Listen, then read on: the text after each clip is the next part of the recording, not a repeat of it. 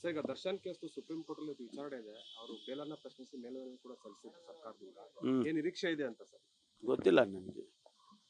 ನಾವು ಅಲ್ಲಿ ಏನು ತೀರ್ಮಾನ ಆಗುತ್ತೋ ಅದ್ರ ಮೇಲೆ ಹೋಗ್ಬೇಕಲ್ವಾ. ನಾನೇನು ನಿರೀಕ್ಷೆ ಮಾಡೋಕ್ಕಾಗುತ್ತೆ?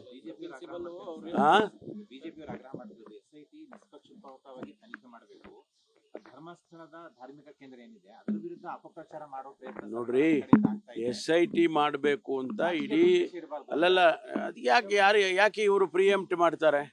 ಈಗಲೇ ಯಾಕೆ ರಾಜಕೀಯ ಉದ್ದೇಶ ಇದೆ ಅಂತ ಹೇಳಕ್ ಹೋಗ್ತಾರೆ? ಅಂದ್ರೆ ನಿಮ್ಮ ಮನಸ್ಸಲ್ಲಿ ಏನೋ ಇದೆ ಅಂತ ಆಯ್ತಲ್ಲ.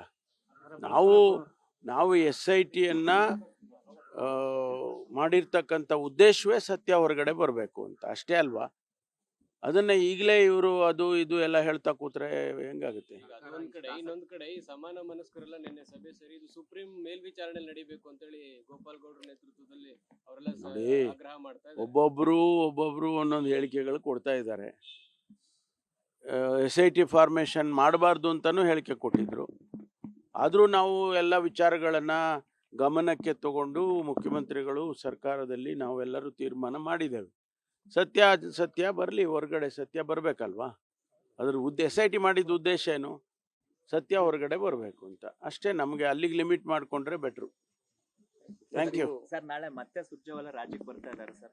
ಗೊತ್ತಿಲ್ಲಪ್ಪ, ನನಗೇನು ಗೊತ್ತಿಲ್ಲ.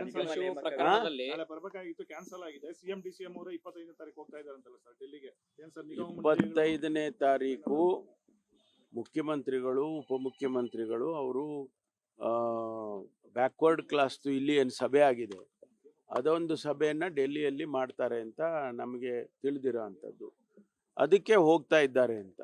ಅದನ್ನು ಹೋದಾಗ ಸ್ವಾಭಾವಿಕವಾಗಿ ಹೈಕಮಾಂಡ್ನವ್ರ ಜೊತೆ ಮಾತಾಡ್ಕೊಂಡೇ ಬರ್ತಾರೆ. ಸರ್, ನೀವು ಒಂದಷ್ಟು ನಿಗಮ ಮಂಡಳಿ ಬೋರ್ಡ್ ಅಂಡ್ ಕಾರ್ಪೊರೇಷನ್ ಅದು ವಿಚಾರಕ್ಕೆ ಲಿಸ್ಟ್ ಕೊಟ್ಟಿದ್ರಿ ಸರ್.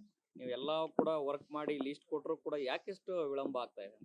ಗೊತ್ತಿಲ್ಲಪ್ಪ, ನಾನು ಕೊಡೋದು 6 ತಿಂಗಳಾಯ್ತು ಕೊಟ್ಟು. ಅದನ್ನು ಅವರು ಈಗೆಲ್ಲ ಪ್ರೊಸೆಸ್ ಮಾಡಿದ್ದಾರೆ, ಅಂತಿಮ ಹಂತದಲ್ಲಿದೆ. ಇಷ್ಟರಲ್ಲೇ ಅನೌನ್ಸ್ ಮಾಡ್ತಾರೆ, ಪ್ರಕಟಣೆ ಮಾಡ್ತಾರೆ ಅಂತ ಹೇಳಿ ಕೇಳಿದೆ. ಅದಾಯ್ತು ಬಿಡ್ರಿ, ಈಗ ಮಾಡ್ತಾರಲ್ಲಪ್ಪ. 2 ವರ್ಷ ಆಯ್ತು, 3 ವರ್ಷ ಆಯ್ತು, ಫೈನಲ್ ಆಗಿ ಮಾಡ್ತಾರೆ.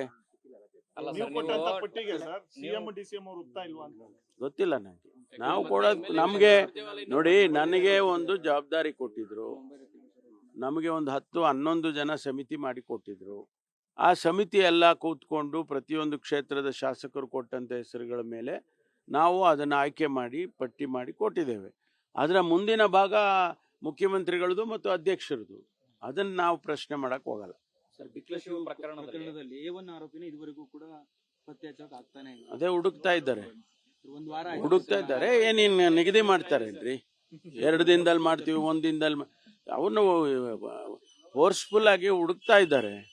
ಆ ಹುಡುಕಿ ಅವನಿಗೆ ಸಿಕ್ಕೋ ರೀತಿನಲ್ಲಿ ಮಾಡ್ಲೇಬೇಕಲ್ಲ.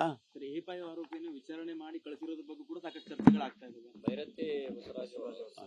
ಆಯ್ತು, ಏನ್ ಈ ಪ್ರೊಸೀಜರ್ಸ್ ಎಲ್ಲ ನಿಮಗೆ ಎಕ್ಸ್ಪ್ಲೈನ್ ಮಾಡ್ಬಿಡ್ಬೇಕಾ? ಇಲ್ಲಪ್ಪ, ಏನು ಎಲ್ಲದಕ್ಕೂ ನೀವು ಪ್ರಶ್ನೆ ಮಾಡ್ತಾ ಹೋದ್ರೆ ಕೊನೆ ಇಲ್ಲ. There is no end to this.